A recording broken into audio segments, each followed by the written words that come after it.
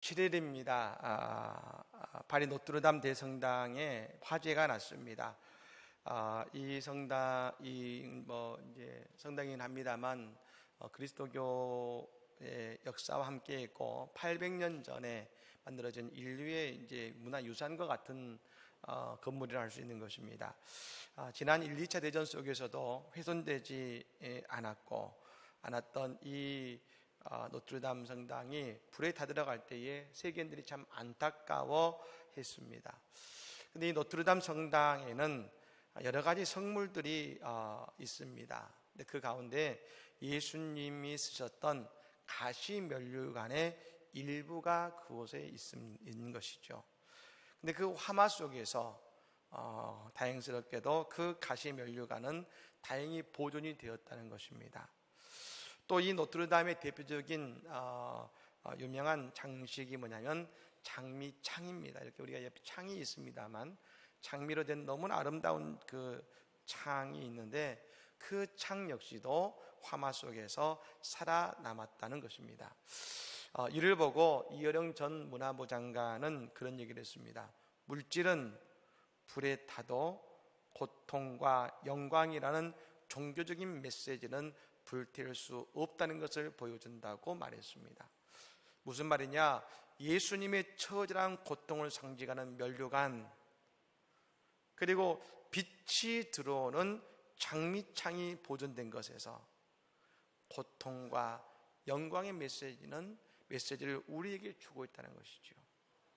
다시 말씀드리면 오늘 말로 하면 십자가와 부활의 메시지가 그 성당의 화재 속에서도 우리에게 전해주고 있다는 것입니다.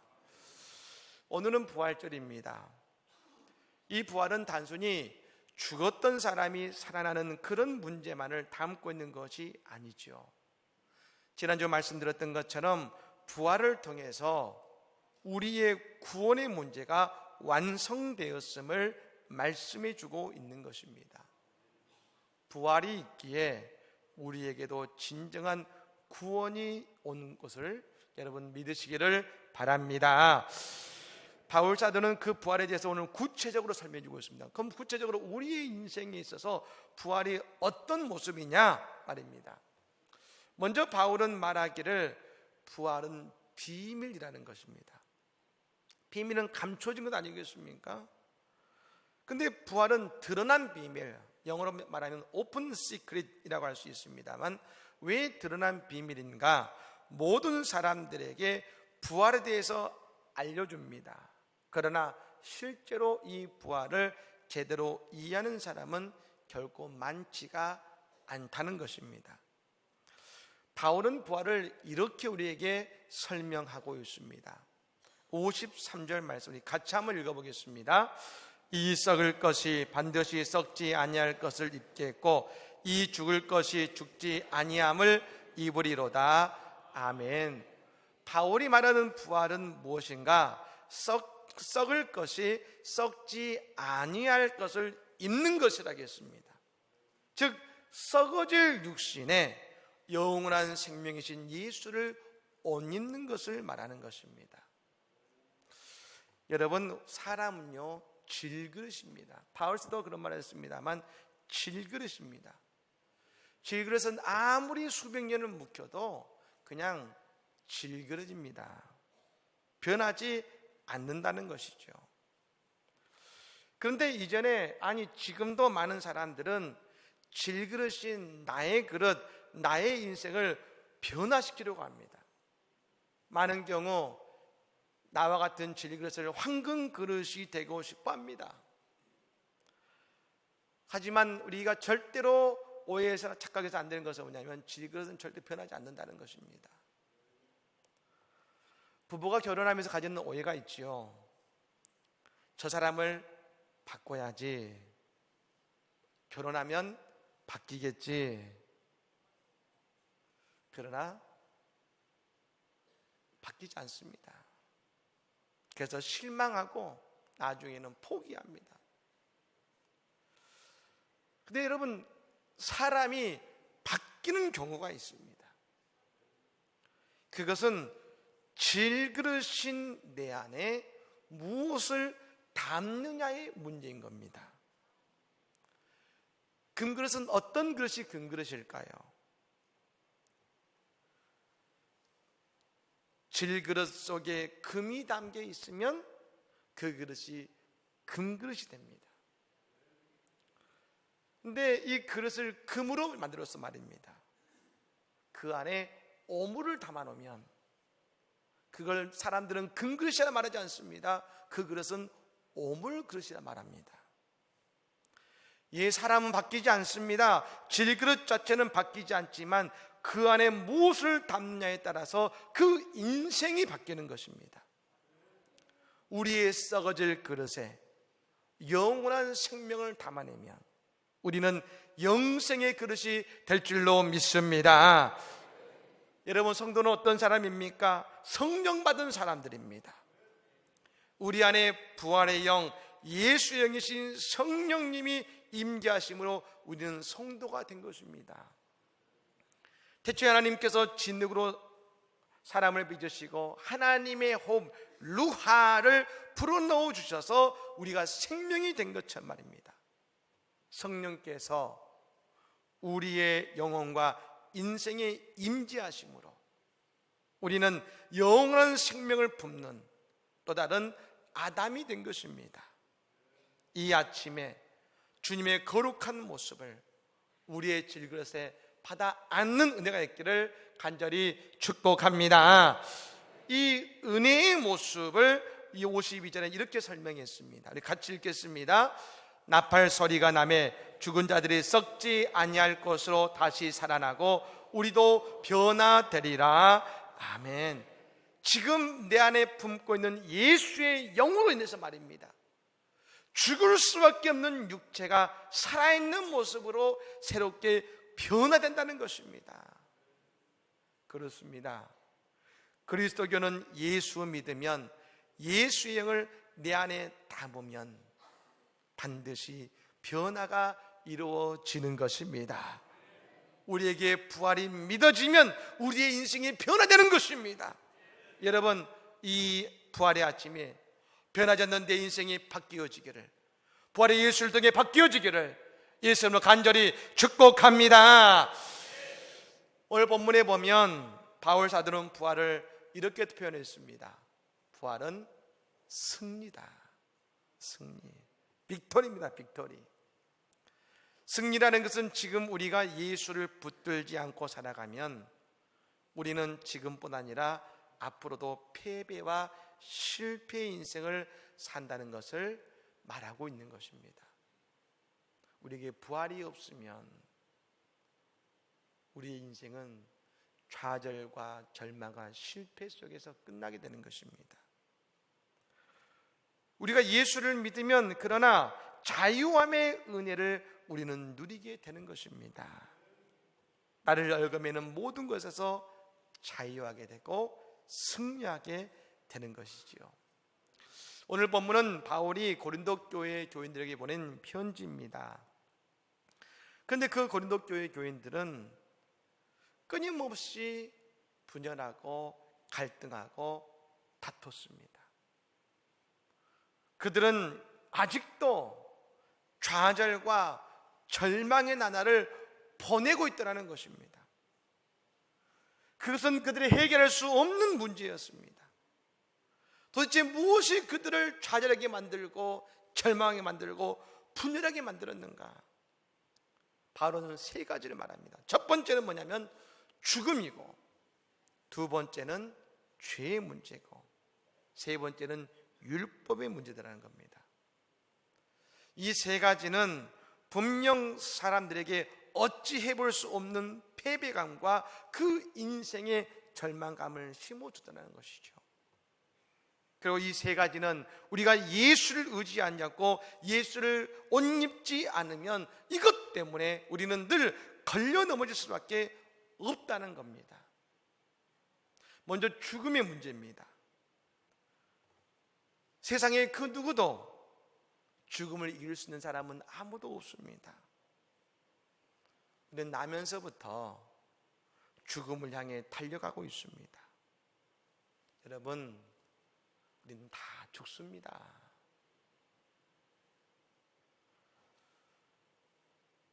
예수를 믿으면 우리는 영생을 얻습니다.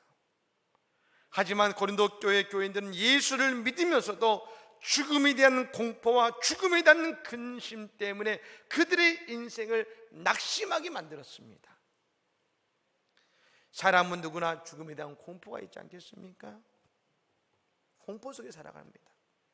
그리고 그 공포가 누구나 다 천국 가기를 원합니다. 지금은 죽었습니다만 북한의 김일성이 죽기 이전에 잘 알고 지내던 아주머니가 돌아가시자 문상을 갔다는 겁니다. 그리고 그 장례에서 이런 말을 했다는 것이죠. 이 아주머니는 천당 갔을 거야. 좀 안 어울리지 않습니까? 예. 여러분, 이것이 인간이 가지고 있는 죽음에 대한 모습입니다. 두 번째로, 죄가 우리를 무너뜨립니다. 유대인이건 그리스도인이건 모두 다 이 죄에 대해 민감합니다. 그 가운데 고린도 교회에서 아직 죄의 문제가 해결되었다고 믿지 못하는 사람들이 있었습니다. 여전히 교회를 다니지만 과거의 죄 때문에 힘들어하고 그 죄 때문에 자유함이 없는 인생을 살았습니다. 여러분, 이 죄에 붙들려 있다는 것은 뭘 의미합니까? 교회를 다니고 있지만 예수의 십자가의 복음을 믿지 못하고 있다는 것입니다. 여러분, 우리는 예수의 십자가의 보혈로 우리의 모든 죄가 다 받은 줄로 믿습니다. 이것이 예수의 복음의 가장 큰 축복 아니겠습니까? 우리가 이 믿음이 없으면 죄는 우리를 끊임없이 붙잡고 늘어집니다. 조그만 선한 일, 또 주의를 하려고 할 때마다 마귀가 뭐라 하느냐? 네 죄를 네가 알잖아. 넌 이런 사람이잖아. 그런데 이렇게 한다고? 늘 우리를 시험하고 우리를 올가맵니다. 그럼 우리는 그 말에 여러분 올무져서 말입니다. 아무것도 못합니다. 내가 그런 죄 지은 사람인데 내가 할 수 있을까? 근데 여러분, 아닙니다. 내가 예수를 만나고 예수를 믿는 순간 우리의 모든 죄는 다 용서받았습니다. 이것이 예수 복음의 가장 큰 축복입니다. 더 이상 죄가 나를 주장하지 못하고 말입니다. 오직 영생의 복음, 생명의 복음이 우리를 주장할 줄로 믿습니다. 세 번째는 율법이죠. 이 율법은 저 유대 크리스찬들을 향해 하는 말입니다. 그들은 예수를 믿지만 여전히 할례에 붙들려 있었고 율법에 붙들려 있었습니다. 그래서 그들은 자유 없는 인생을 살았습니다. 그리고 남들이 왜 율법을 지키지 않느냐고 말입니다. 정죄에 있습니다. 이보다 힘든 인생이 어디 있겠습니까? 생명의 말씀으로 자신을 올가미는 밧줄로 만들어버린 것이 바로 그 유대 크리스찬들이었습니다. 그렇습니다. 죽음도 죄도 율법도 그것들은 우리의 자유함을 뺏어버리고 말입니다. 우리에게 왕노릇합니다. 하지만 부활의 주님께서 우리에게 주시는 선물이 있습니다. 부활을 통해 죽음으로부터의 승리를 주시고 부활을 통해 죄로부터의 승리를 주시고 부활을 통해 율법으로부터의 승리를 주실 줄로 믿습니다. 그러므로 51절의 말씀에 바로 이렇게 고백합니다. 같이 읽어볼까요? 읽습니다. 우리 주 예수 그리스도로 말미암아 우리에게 승리를 주시는 하나님께 감사하노니 아멘. 이것이 우리의 진정한 감사입니다. 죽음과 죄와 율법에 얽매이는 인생이 아니라 우리에게 참 승리를 주셔서 자유함을 주시는 하나님께 드리는 그 감사, 여러분, 이 부활의 아침에 우리가 그 구원에 감사한 우리가 되기를 간절히 축복합니다. 마지막으로 우리가 이 부활의 생명의 복음을 담아내는 인생이 되면 우리의 인생의 모습에 두 가지가 드러납니다. 58절의 말씀을 같이 읽습니다. 읽어보겠습니다. 그러므로 내 사랑하는 형제들아, 견실하며 흔들리지 말고 항상 주 일에 더욱 힘쓰는 자들이 되라. 이는 너희 수고가 주 안에서 헛되지 않은 줄 알미라. 아멘. 두 가지의 모습이 나옵니다. 첫 번째는 뭡니까? 견실하며 흔들리지 않는 인생의 삶을 살게 됩니다. 이게 다른 번역으로 보면 이런 말입니다. 굳게 서서 흔들리지 않는다는 겁니다. 굳게 선다는 것은 뭐겠습니까? 당당하다는 겁니다. 가슴을 여러분 웅크리지 마시고 가슴을 피십시오. 가슴을 웅크리면 어디 봅니까? 땅을 보는 인생이 되죠. 당당하게 가슴을 피면 하늘을 보는 인생이 되는 것입니다. 그리고 흔들리지 않는다는 것은 뭡니까? 내 마음을 지켜낸다는 것입니다.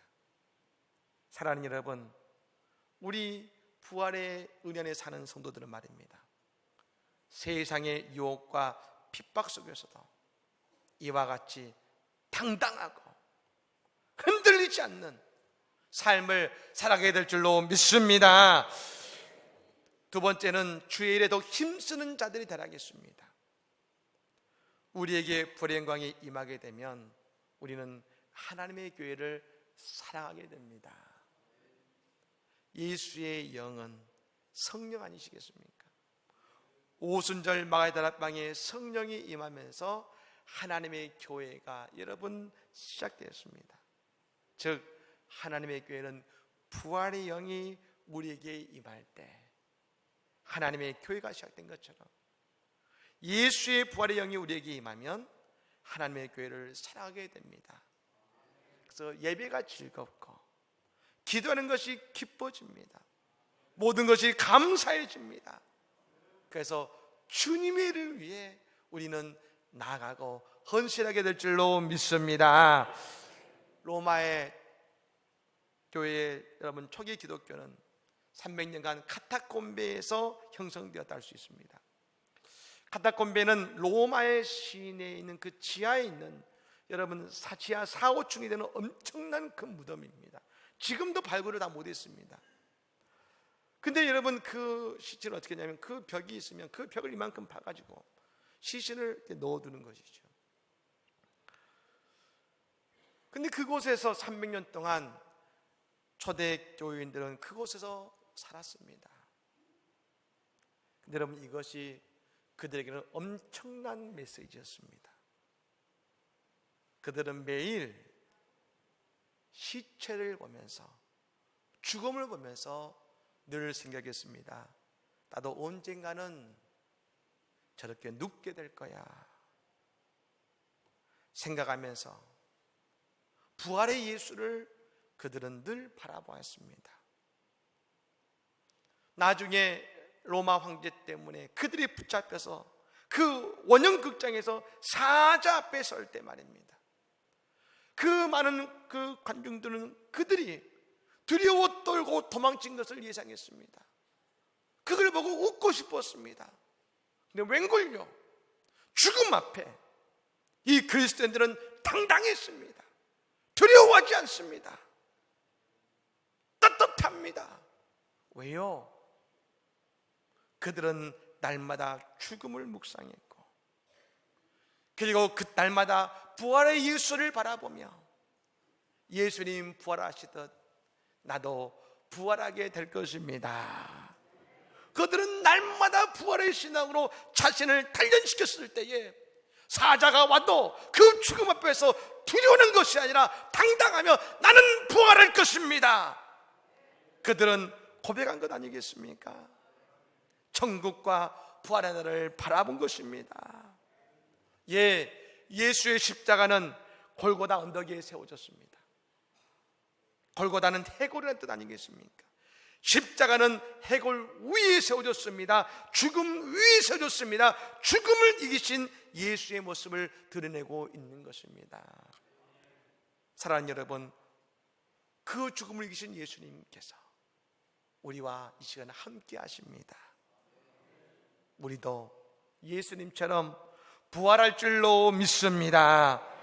그럼 이제 부활의 영성을 통해서 말입니다, 자유함의 인생을 살아가시기를 바랍니다. 오늘 어떤 절망과 어떤 낙심이 올다 할지라도 부활의 주님이 나와 함께 하시니 당당하게 굳세게 서서 말입니다, 눈을 들어 부활의 예수를 바라볼 때 스데반과 같이 나도 부활할 것입니다 고백하며 이 세상에서 자유함과 승리의 인생을 살아가게 될 줄로 믿습니다.